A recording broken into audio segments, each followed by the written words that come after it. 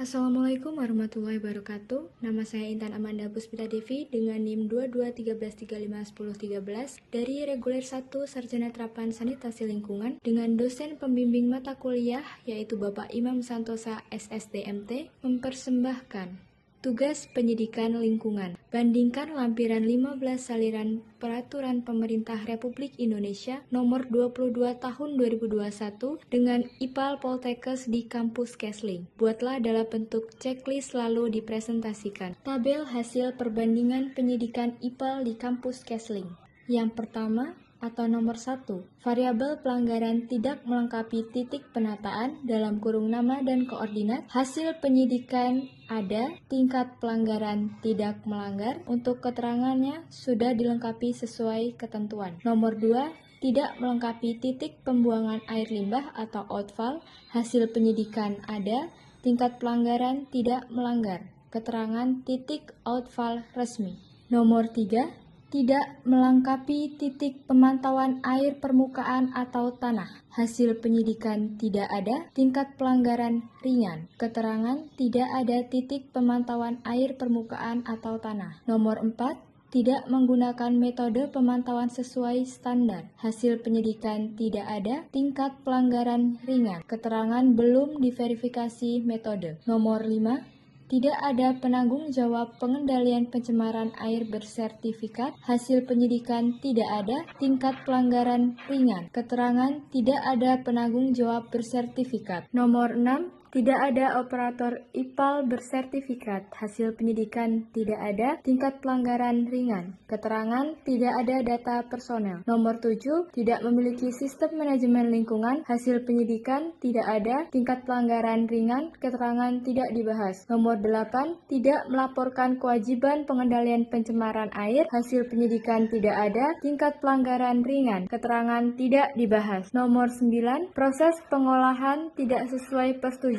teknis. Hasil penyidikan ada, tingkat pelanggaran tidak melanggar. Keterangan sudah sesuai dokumen teknis. Nomor 10, parameter yang dipantau tidak sesuai. Hasil penyidikan tidak ada, tingkat pelanggaran sedang. Keterangan tidak ada pencatatan parameter. Nomor 11, frekuensi pemantauan tidak sesuai. Hasil penyidikan tidak ada, tingkat pelanggaran sedang. Keterangan tidak ada frekuensi terjadwal. Nomor 12, tidak memiliki persetujuan teknis pemenuhan baku mutu. Hasil penyidikan tidak ada, tingkat pelanggaran sedang. Keterangan tidak dibahas. Nomor 13, tidak membuang air limbah di titik pembuangan resmi. Hasil penyidikan tidak ada, tingkat pelanggaran tidak melanggar. Keterangan outlet sesuai penataan. Nomor 14, tidak melakukan pemantauan mutu air limbah. Hasil penyidikan tidak ada, tingkat pelanggaran sedang. Keterangan tidak ada pemantauan kualitas. Nomor 15, tidak memiliki titik penataan. Hasil penyidikan ada, tingkat pelanggaran tidak melanggar. Keterangan titik penataan tersedia. Nomor 16, tidak memantau air permukaan atau tanah. Hasil penyidikan tidak ada, pelanggaran sedang. Keterangan tidak dilakukan pemantauan. Nomor 17,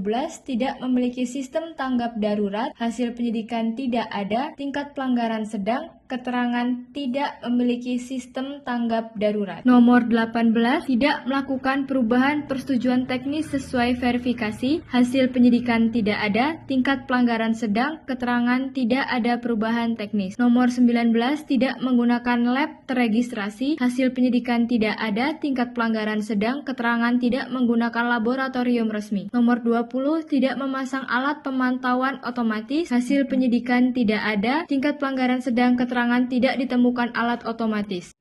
Nomor 21, pengolahan air limbah bocor atau overflow. Hasil penyidikan ada, tingkat pelanggaran tidak melanggar. Keterangan kondisi fisik baik. Nomor 22, tidak memisahkan saluran air limbah dan limpasan hujan. Hasil penyidikan ada, tingkat pelanggaran tidak melanggar. Keterangan sistem pemisahan tersedia. Nomor 23, tidak memiliki alat ukur debit air limbah. Hasil penyidikan ada, tingkat pelanggaran tidak melanggar. Keterangan flowmeter tersedia. Nomor 24, melakukan pengenceran air limbah. Hasil penyidikan tidak ada, tingkat pelanggaran sedang. Keterangan tidak dibahas. Nomor 25, tidak memenuhi baku mutu air limbah. Hasil penyidikan tidak ada, tingkat pelanggaran berat. Keterangan tidak ada, hasil uji baku mutu. Nomor 26, tidak melakukan pengolahan air limbah. Hasil penyidikan ada, tingkat pelanggaran tidak melanggar. Keterangan hanya beberapa unit proses. Nomor 27, saluran tidak kedap air, hasil penyidikan ada, tingkat pelanggaran tidak melanggar, keterangan kondisi baik. Nomor 28, membuang air limbah sekaligus atau damping, hasil penyidikan ada, tingkat pelanggaran tidak melanggar, keterangan tidak membuang air limbah sembarangan. Nomor 29,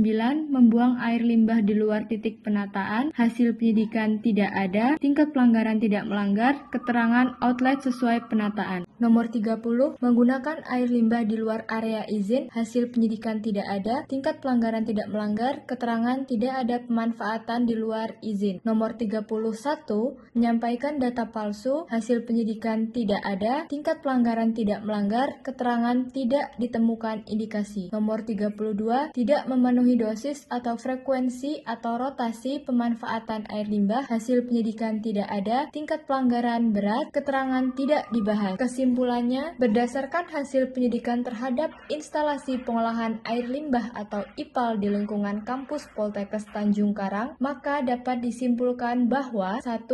Titik penataan, titik pembuangan, dan outlet penataan sudah terpenuhi dengan baik. Yang kedua atau B, pengelolaan IPAL belum optimal, terutama dalam aspek pemantauan kualitas air limbah, sertifikasi personel, dan manajemen lingkungan. Yang ketiga atau yang C, aspek pemenuhan baku mutu air limbah yang tidak sesuai dengan dosis atau frekuensi atau rotasi yang berpotensi menimbulkan dampak lingkungan serius jika tidak ditindaklanjuti dan tidak tersedianya lab teregistrasi untuk mengecek air limbah. Maka dapat direkomendasikan A. Segera menunjuk dan melatih penanggung jawab serta operator IPAL yang memiliki sertifikasi kompetensi sesuai regulasi. B. Menyusun jadwal pemantauan berkala terhadap kualitas air limbah dan air permukaan atau tanah. C. Menggunakan laboratorium teregistrasi untuk validasi hasil uji. D.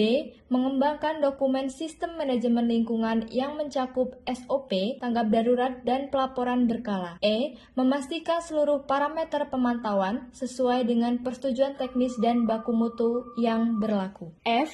Melakukan verifikasi dan revisi dokumen teknis bila terjadi perubahan proses pengolahan. G. Memasang alat pemantauan otomatis seperti flow meter dengan sensor kualitas air untuk meningkatkan akurasi dan efisiensi. H. Melakukan audit internal dan eksternal secara berkala untuk memastikan kepatuhan terhadap peraturan pemerintah nomor 22 tahun 2021. Sekian yang dapat saya sampaikan, kurang dan lebihnya saya mohon maaf. Terima kasih. Wassalamualaikum warahmatullahi wabarakatuh.